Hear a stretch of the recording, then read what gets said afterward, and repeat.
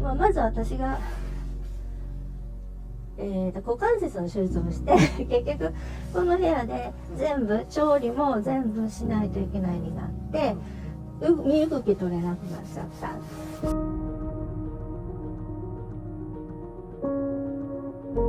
でそうしてるうちにちょっと動けるようになったなと思ったら下にいた両親が認知症になっちゃった。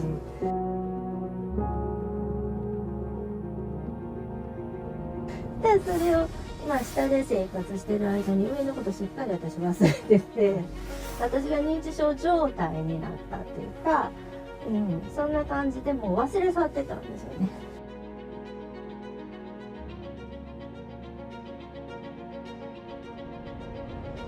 さっきもうそれもだから一気にやろうと思ったら無理な話で、一箇所ずつ育ちこのぐらいほんまもう大事なことなんで何回も言いますけど、一箇所でいいからもうやっていく、でそれに慣れていくっていうのが一番大事ですね。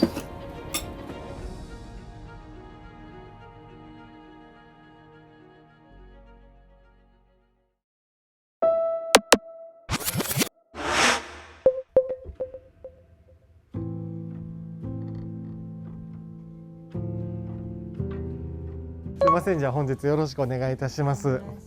まず、片付ける経緯なんかをちょっとお伺いできたらなと思うんですけど、ここお住まいになられてどれぐらいになるんですか？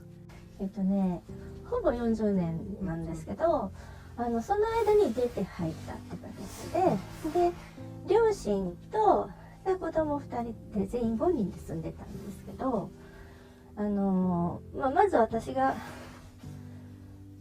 股関節の手術をして結局この部屋で全部調理も全部しないといけないになって身動き取れなくなっちゃった。でそうしてるうちにちょっと動けるようになったなと思ったら下にいた両親が認知症になっちゃった。でそれを下で生活してる間に上のことすっかり私忘れてて、でちょっと頑張って掃除しようかなって言ってやり始めたら掃除しようとして帰って潰していっちゃったので余計にこう広がっていったみたいな、そんな感じだったんですよね。なんかきっかけっていうのはやっぱその股関節の手術で動き、もともと片付けが苦手とかっていうわけではなかった？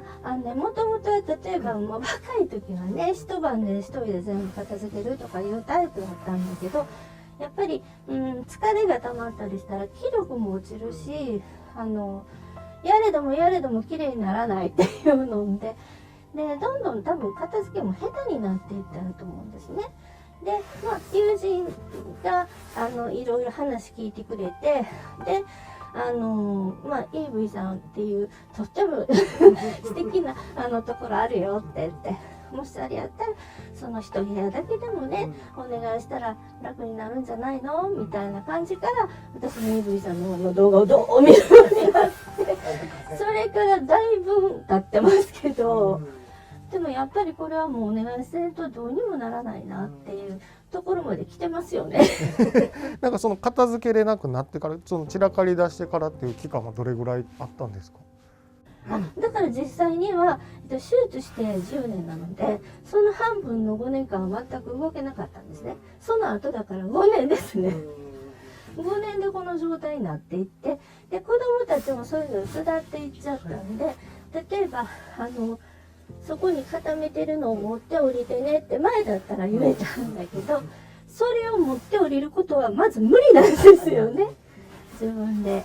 そういうのでなんかどんどんこう、片付けてるような片付けてないような状態になってしまったっていう感じですか。でだから今回はそのご友人の後押しもあって頼んでいただいたっていう感じ。一押しどころか10押し20押しやりました。やっぱそれがすごいきっかけやったって感じですか？そうですね。で私もだから EV さんの動画全部ほとんど見せていただいた時に、この皆さんだったら本当にいいなって思えたから、それでですね。ありがとうございます。なので一応ここがもう基本的に生活スペースにはなられてたって感じですか？私が見たり用事したりここで調理してたので、そう好き。だからこういうものもあったりそうだからいろんなものが全部あったんですよね、ここに。一番荒れてるのがだからここっていうそういう感じなんですね。了解です。はい。じゃあもう今日はその5年間悩まれてたのを終わらせるために、はい、頑張って片付けていきましょう。はい、はい、よろしくお願いいたします。よろしくお願いいたします。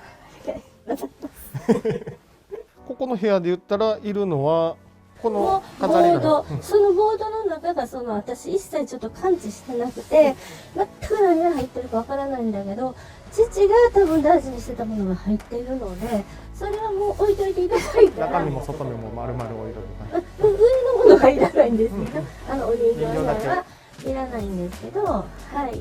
基本もうほとんど空にする感じですね。もうね、覚えてない間に空にしてもらった方がいいかなっていう感じで、こっちはじゃあもう任せてもらって片付けていく感じで大丈夫ですか。で、あっちの部屋がこの部屋でいうとここの棚整理ダンス側だけですね。中身ももういらない。で、それ以外はじゃあもう全部ここは空にしちゃって大丈夫ですか。はい。で、そっちがまだ見れてない。これはね、そう私知らない間に母が全部入れたみたいで。じゃあ一応こっちの部屋とそこの向こうの先の部屋はもうある程度片付けて、ここにスペース空いたらこっちのやつ出していきながら確認してもらって片付けていきましょうか。その時にまた言っていただければ。わかりました。で、ここの部屋とここはもう勝手にやっときます。もうお願いします。もう私これ以上見れんぐらい見たので、でもまあね、虫穴もあるからでもそれはもうよしとしてます。了解です。はい、もう一回ちょっと権利書とかアルバムとか写真関係貴重品と、あと娘さんの資格の書類。でもこれも再発行はできると思うので、いつからでも必死にならない。一応片付けてるうちに出てきたらそんな感じでいいです。わかりました。はい。じゃあちょっと早速片付けていきます。お願いします。お願いいたします。下でちょっとゆっくり休んでください。おはよ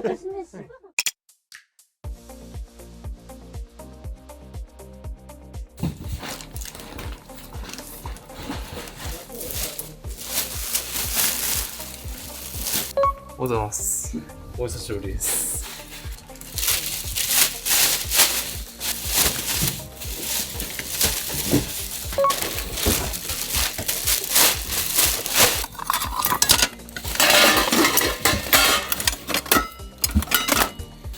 衣類と紙衣類がこっちがメインになってきてて、でもちょっと仕分けしたらこの椅子出したらこうスペースできるんで、ここに段ボール置いてこっちこまごま仕分けしていく感じでやっていきたいと思います。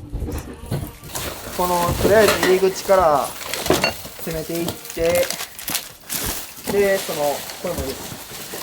で運び出しもスムーズに渡せるような感じでやっていきます。それこそさっき言ってたご依頼者さんの知り合い友達がもともと見ててって言ってたじゃないですか。見積もりの時も今日も立ち会ってくれてました。もともとこんなんあるよ、EV さんってあるよっていうので紹介してくれたらしくて、その前見積もり来た時もめっちゃ喜んでくれました。なんかたまにそういうケースあるじゃないですか、紹介されて。あります。受け取り側の方の決断も必要。いや、もちろんですよね。だから相談できる相手がおるっていうのはやっぱりいいことですよね。で、だからそれでその人の意見がちゃんと刺さるのかどうかっていうのもでも今回も一押しじゃなくて10押しぐらいされたって言ってた。でそうやって根気よく身近に、ね、支えてくれる人がいたら心強いですよね。たまに片付け手伝ってくれたりしてたって言ってたんですけど、それでもやっぱり手に負えなくなったっていうことでこんなとこあるから頼んでみたらっていうので言ってくれたんですよ。ご友人の方の提案の仕方もすごい上手だなと思ったのが、なんか一部屋だけでもお願いしてみたらっていう、全部じゃなくてね、1階は落としてないですけど普通に綺麗にされて今ずっと生活されてるところなんで、2階がだからもう長年放置されてて、前の動画で、確か社長が言ってたけど、やっぱなかなか2階とかって、ね、使いづらくなる。確かに。子供さんとかでね、生活されてるんやったら、家族がやっぱりね、息子さんとか娘さん、家出られたりしたら、空いていくじゃないですか。で、そこの荷物、まあ、別にあっても困らんし、みたいな感じで、放置され気味なんですよね、やっぱり。気にはなってるけど、いざ生活してんの1階やったら、2階分ところに上がってくる必要もないというか、普段生活するのに邪魔じゃないからっていうので、放置し気味ですよね。放置し気味しがち結構多いですね、ほんまに。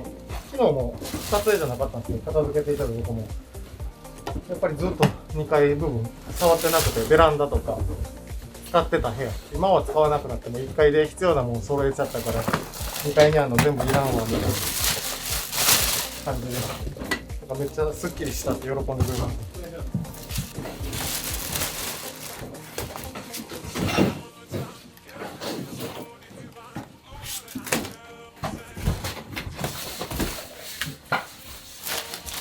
あ、これか。栄養士認定証見つかりました。なんか再発行できるからいいよとは言ってたそうです。結構こっち側は調味料が多かったですね。調味料とか食品が、どこ？そういうここら辺とかも食器とかがそういうのがメインかなっていう、お酒もあるし、この中はまだいろいろあるんで。野間ちゃんだいぶスペースできたね。はい。めちゃめちゃやりやすいですよ。さすが早い。長ちゃんピーヤと同じ部屋で仕分けすることって多い？同じ部屋。珍しいよね。なんかああ、一部屋で2人やる。珍しいですね。確かに。あんまりないですね。撮影以外の時でもめったにないですね。一緒にやることがないもんな、あんまり。今日でやらないです。西尾さんがいないからですね、今日。違う現場行ってるんで。ああ、なるほど。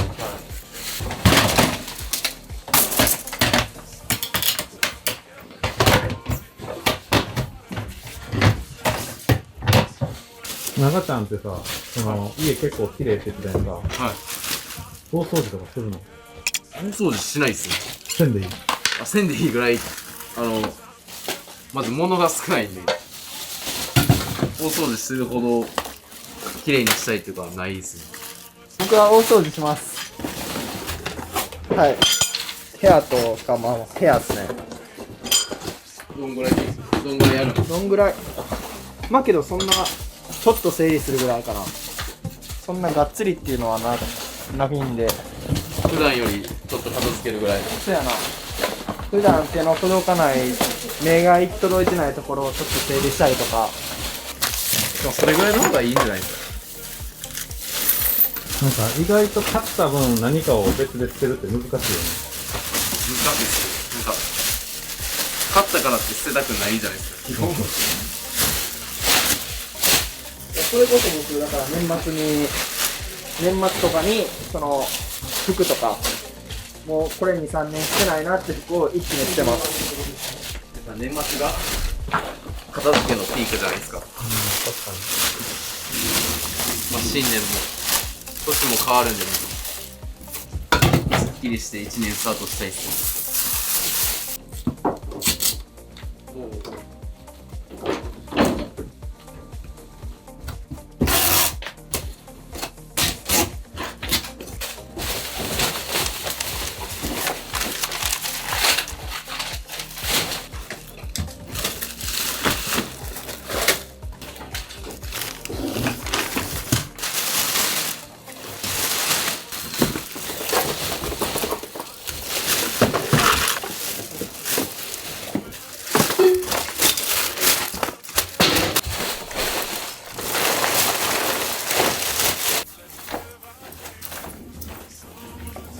進捗的には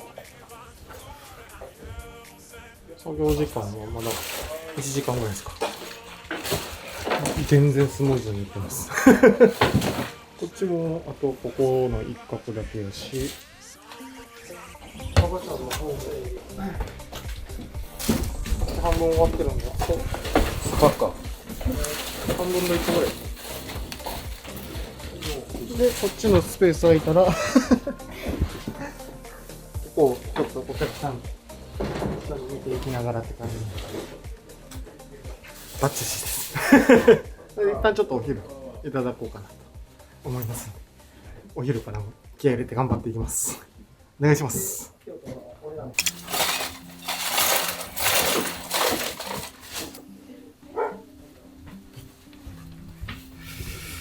寒すぎる。ちょっと動かんかったらバリ寒いですよね。だって今何度 ?4 度する。やば。4度。真っ昼までね。うん。やっていきましょう、昼。頑張ります。動いてたらあったかった。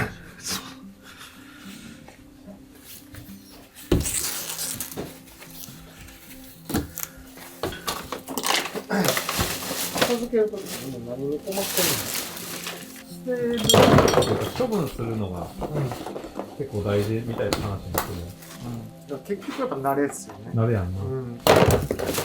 捨てるものを捨てるのに慣れるっていう。だから多分物が溢れてるっていうのに困ってる人って捨てることができへんから悩んでるわけじゃないですか。だからほんまに捨てるっていうことをちょこちょこ慣れさせていく自分の体に気持ちが結局やっぱ大事かな。ちょこちょこゴミ出していくとか、いつも言うように絶対終わりは来るんで終わるかなって不安やとは思うんですけど終わりはいつか必ず来る。それしか言えないですまあお友達とかが手伝ってくれるとは言ってたんですけど、まあ、できる限度があるんでやっぱり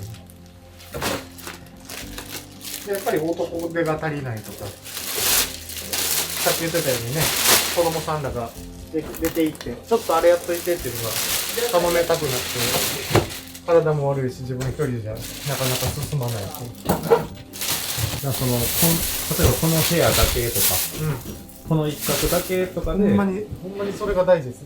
それが一番大事それで慣れたらね、気持ちもやっぱりあ、ここやったっていう達成感を味わえるんで、あ、じゃあこっちやっていこうとか、ね、なっていくんですよね、絶対気持ちが。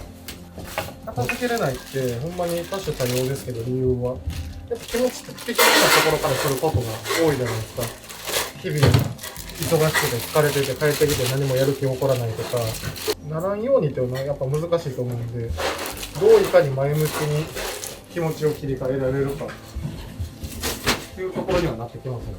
だからそこを一気にやろうと思ったら絶対ね、やっぱり僕らでも無理なんで、やっぱり一箇所ずつ終わらせよう。例えばこの本棚のここの段だけ終わらせようとか、ね、じゃあ次この段やろうとか、あ、今日元気やからここ一気にやっちゃおうとか、あ、ここ綺麗だったら、あ、じゃあこっちやっていこうとかってなるじゃないですか。成功体験を増やしていく。うん、ほんまにそうだ。なかなか自分で全部やろうと思ったらすごいよね。やっぱりだからそれがずっと大きくなんかもう肩の荷になって気持ちもやっぱ沈むじゃないですか。あ、もうここの部屋汚いからもう何もやる気起こらへんわとか。やったらもう時間と、ね、労力かけてできへんやったらお金はかかってしまいますけど、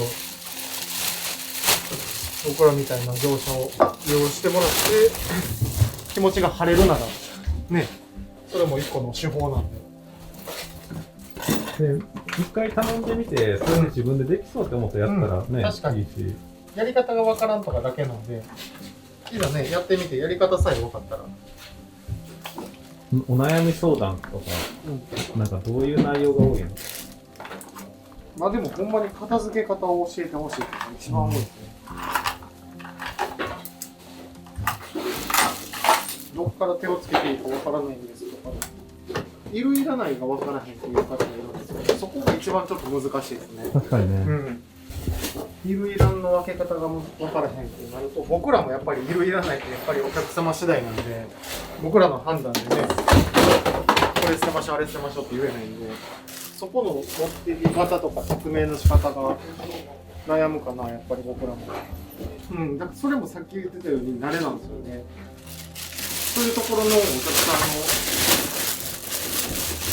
の片付け行って一旦分けるんですよ、いるいらないで。で最初は時間かかるんですけど、後半になってくるとやっぱスピード上がってきたら、慣れてきたら、あ、これやっぱいらんなと。あ、さっきいるってやってたけどやっぱりいらんかもってなることもあるんで。さっき言ったもうそれもだから一気にやろうと思うから無理な話で、一箇所ずつやっていくのがほんまもう大事なことなんで何回も言いますけど、一箇所でいいからもうやっていく。でそれに慣れていくっていうのが一番大事ですね。だから自分の中でルール決めるんですよね。例えばいるって言って箱に入れたけど、それまた使わんかったらもういらんってことじゃないですか。片付けるときにほんまに必要、ちょっと必要とかっていうのをジャンルで分けていって分けていったり、その中で優先順位を決めていくっていうルールを作って自分なりの、まあ、今ってなんか手放し方もいろいろあるじゃないですか。フリマアプリ的なんで売ったり、捨てるのが苦手な人はやっぱ一回そういうので利用してもらって、誰かが使ってくれるならとかっていうのもたまに聞くんで、マジで紙一重なんですよね。ずっと片付けできてたのに急にできなくなったりとかってあるんで、ほんまにやっぱり。なんでできへんねやろって自分のことをやっぱり責めるのもね、良くないんで、どんどんなんか落ちていっちゃうじゃないですか、気持ちも。できんで当たり前って思ってた方が、できるときにやったらいいし。でそれこそさっき言ってたみたいに、自分でできひんやつは誰かを頼るとか。手法はいろいろなんでね。まず何か行動を起こすことが大事かもしれない。見積もりだけやったら無料なんで、僕ら。あ、じゃあこんぐらいかかんねや。あ、それやったら自分でできるかも。こんだけ金額払ってまでやるのってもったいないなとか。そこでね、またスイッチ入るかもしれへんし。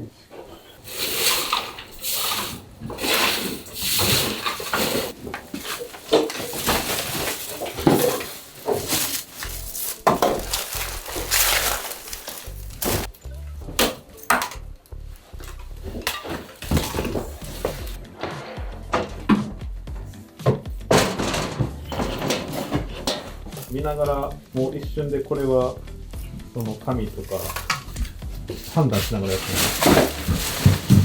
判断しながらやってますね。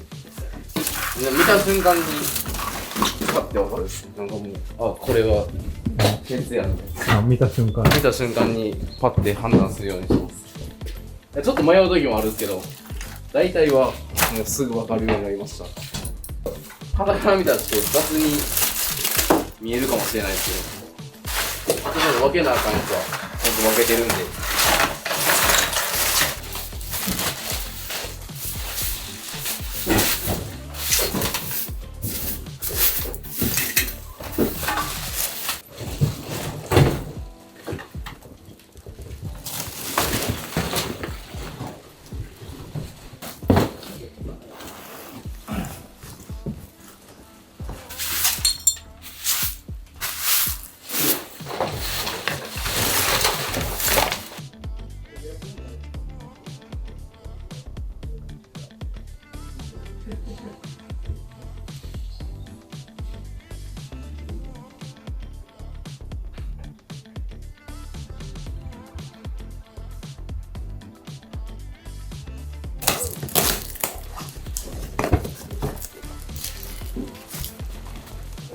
20、30。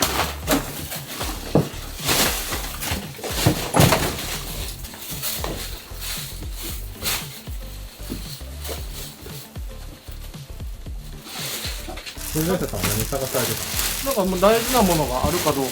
まあでも一通り見て、もう最初と変わらず写真と、なんか、描いた絵ぐらいかなっていうことなんで、ほとんど処分がほとんどもう丸々処分ですね。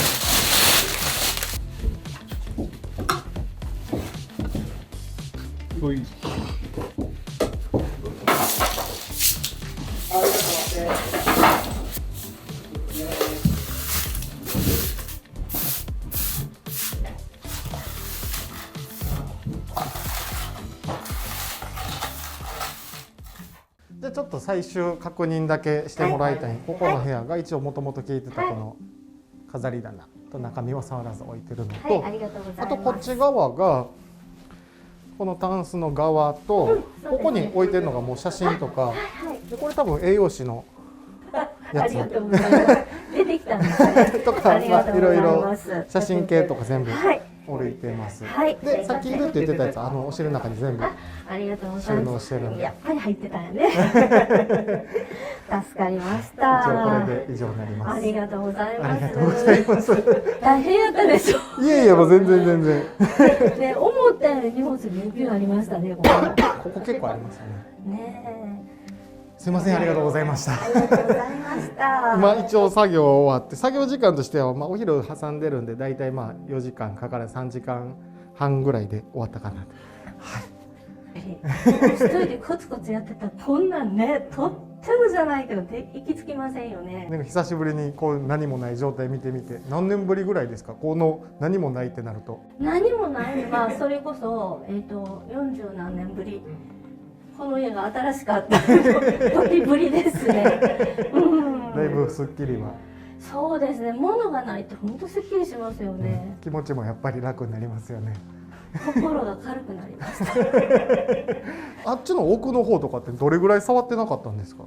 なんかお母様が荷物入れられたりとかしてたって言ってました。そうそう、私が知らない間にあそこをこちょこちょって開けてなんかこうなってやってたみたいだから、でもはあ、7、8年前ぐらいまで触ってたんじゃないかと思うんですね。私はもう開けてびっくりっていうやつでしたけど、なんか今回頼んでみてとかってなんか今まで結構悩まれてる期間が長かったじゃないですか。でお友達の方にも何回も後押しされて。そういやだから相当長いこと言われてたんですよね。でも私のお尻があんまりにも重かったんだけど、本当に毎度のことなんですが、もっと早くお願いしてたらよかったのにねっていう感じですね。本当に昨日まで大変でしたからね。ちょこちょこご自身でやられてた。ちょこちょこね。でもあんなもん本当何十年あってもできませんよね。何十年はね、もいやちろん多分私で行くと何十年ぐらい分かな思うんで、本当にもう感謝の言葉ですし、ありがとうございます。いえ、とんでもこちらこそです。動画の方もご協力していただいてね。いいけど問題ありがたいです。いえ、なんかやっぱりもう見られてる時もなんか似たような環境やなとか状況やなっていう共感とかってあったと思うんですけど、うちの YouTube 見ていただいて、なんかやっぱそういう方って悩まれてる方すごいたくさんいるんですけど、なんかアドバイスとかって。無駄なエネルギーは使わずに早くやっぱりそのプロの方にお願いしてすっきりした方が身も心もすっきりかなっていう感じですね。やっぱり悩んでる間ってあんまり精神状態良くないので、だからやっぱり早めにお願いする方が、なんやろ、自分の体のためにいいと思うんですよね。それすごい思いました。ちょっとご意見ありがとうございます。僕らもね、さっきも作業しながらなんかそういうことがやっぱり多いのかなって、僕も実際やっぱ片付ける苦手な時とかしんどいなと思う時とかあるんで、やっぱ精神的にもうしんどいなっていう時にもう何も手つかなくなったりするんで、無気力になっていくんだけど、でもやっぱりすっきりしてしまえばやっぱり助けていただければ、そんだけ次のスタートするのが一日でも若いわけじゃないですか。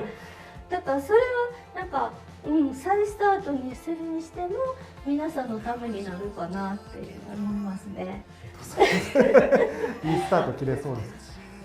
でもまだ下でお世話になるから、まだちょっと下がちょっとまだ頭痛いので。あと息子さんの部屋も今日ね触らず。